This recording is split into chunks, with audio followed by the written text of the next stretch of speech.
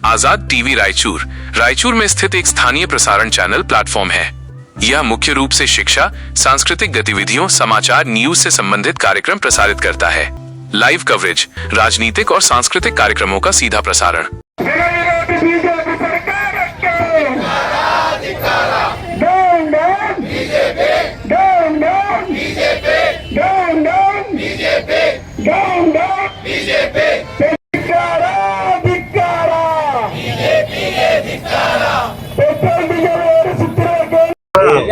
ಎಷ್ಟು ಸತಿ ದೇಶದ ಇತಿಹಾಸದಲ್ಲಿ, ಆಡಳಿತದ ಇತಿಹಾಸದಲ್ಲಿ ಎಂದೂ ಕೂಡ ಕಂಡರಿಯದ ರೀತಿಯಲ್ಲಿ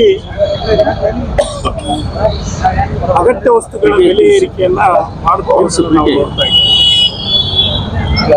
ಇವತ್ತು ಅವರು ಒಂದು ಸೀಮಿತ ದೃಷ್ಟಿಕೋನದಲ್ಲಿ ಬೆಲೆ ಏರಿಕೆಯನ್ನು ಮಾಡ್ತಾ ಇದ್ದಾರೆ.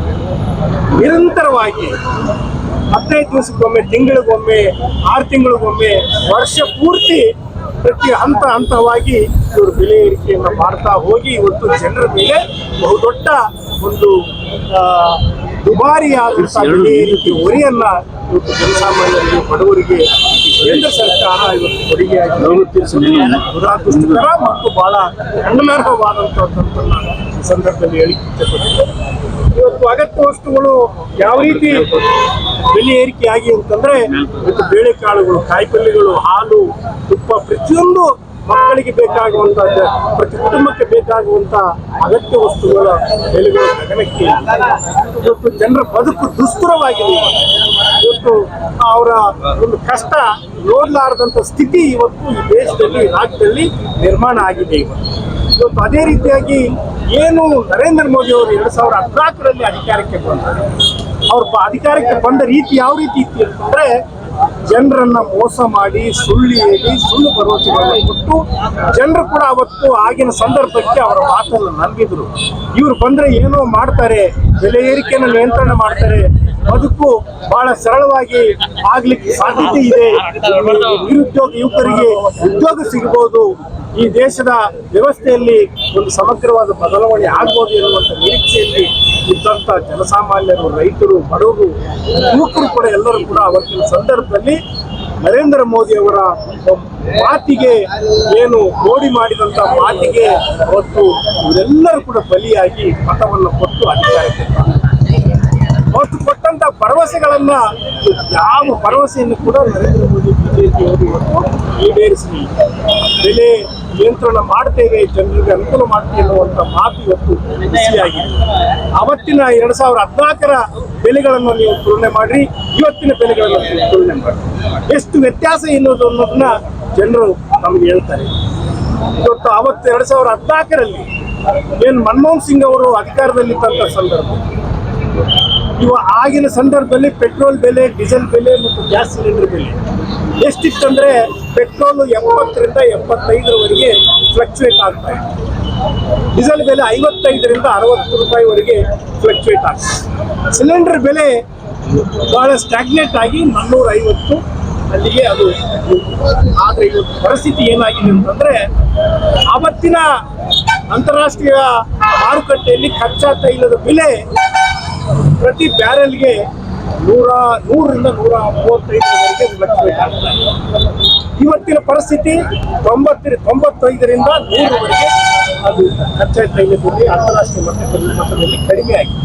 ಆದರೆ ನಮ್ಮ ದೇಶದಲ್ಲಿ ಅಂತಾರಾಷ್ಟ್ರೀಯ ಮಟ್ಟದಲ್ಲಿ ಕಚ್ಚಾ ತೈಲ ಬೆಲೆ ಕಡಿಮೆಯಾದರೂ ಕೂಡ ನಮ್ಮ ದೇಶದಲ್ಲಿ ಡೀಸೆಲ್, ಪೆಟ್ರೋಲ್ ಮತ್ತು ಗ್ಯಾಸ್ ಸಿಲಿಂಡರ್ ಬೆಲೆ ಹೆಚ್ಚುತ್ತಾ ಹೋಗ್ತಾ ಇದೆ. ಅದಕ್ಕೆ ಕಡಿವಾಣವೇ ಇಲ್ಲದಂತ ಪರಿಸ್ಥಿತಿ ಇವತ್ತು ನಿರ್ಮಾಣ ಆಗಿದೆ. ಇವತ್ತು 450 ಇರುವಂತ ಏನು ಗೃಹ ಬಳಕೆ ಗ್ಯಾಸ್ ಸಿಲಿಂಡರ್ ಇವತ್ತು 1200 ರೂಪಾಯಿ, 1000 ಇವತ್ತು ಡೀಸೆಲ್ ಬೆಲೆ ಇವತ್ತು ಎಷ್ಟಾಗಿದೆ? 95 ರೂಪಾಯಿ. ಪೆಟ್ರೋಲ್ ಬೆಲೆ 100 ರೂಪಾಯಿ. ಹೀಗೆ ಜನರನ್ನ ಮೋಸ ಮಾಡಿ ನರೇಂದ್ರ ಮೋದಿ ಅವರು, ಬಿಜೆಪಿ ಸರ್ಕಾರ ಖಂಡಿತವಾಗಿ ಇದು ಜನಪರ ಸರ್ಕಾರ ಅಲ್ಲ, ಜನಪರವಾದ ಧೋರಣೆ ಇವರಿಗಿಲ್ಲ.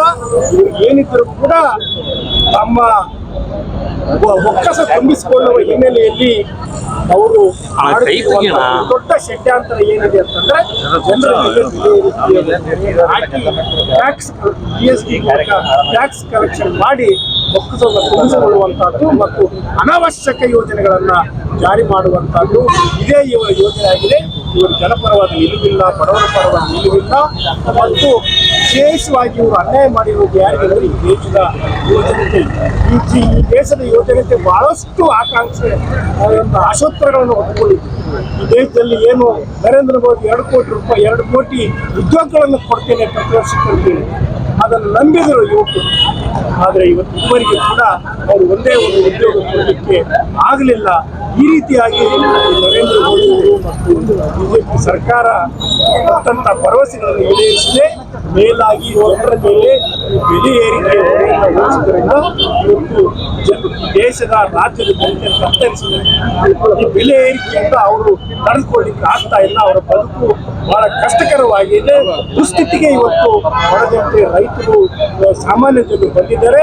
ಅವರ ಒಂದು ಏನು ಭಾವನೆಗಳಿಗೆ ಸ್ಪಂದಿಸಿ पिछले 6 महीने से कंटिन्यूसली पेट्रोल डीजल के रेट बढ़ाते जा रहे हैं और इसको कंपनियों के कंट्रोल में दिए हुए हैं कि पेट्रोल डीजल जो इंटरनेशनल मार्केट में जो पेट्रोलियम खरीदते हैं वो कंपनीज को ही इन्होंने रेट बढ़ाने का मौका दिया है सेंट्रल गवर्नमेंट। इसके वजह से पेट्रोल का रेट कंटिन्यूसली बढ़ रहा है, डीजल का रेट कंटिन्यूसली बढ़ रहा है और एलपीजी स्पेशली हर घर देश में हर घर में एलपीजी आज इस्तेमाल कर रहे हैं, लेकिन वो एलपीजी को जो प्रोवाइड करना है सेंट्रल गवर्नमेंट उसमें फेल हुआ है।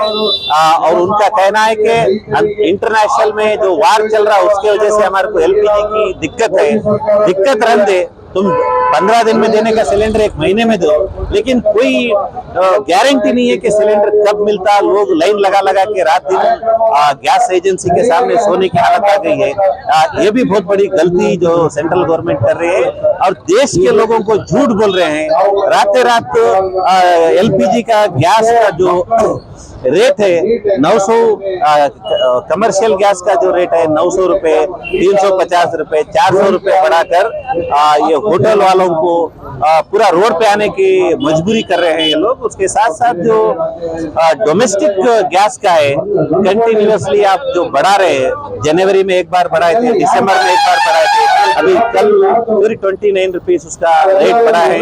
इसके वजह से क्या हो रहा है, लोगों को दिक्कत हो रही है और लोगों की जिंदगी बर्बाद हो जा रही है इसमें, क्योंकि पहले ही बेरोजगारी में लोग परेशान थे। बेरोजगारी के साथ साथ अब जो रेट बढ़ रहे हैं इसके वजह से लोगों को जीना मुश्किल हो गया है। इसलिए हम केंद्र सरकार से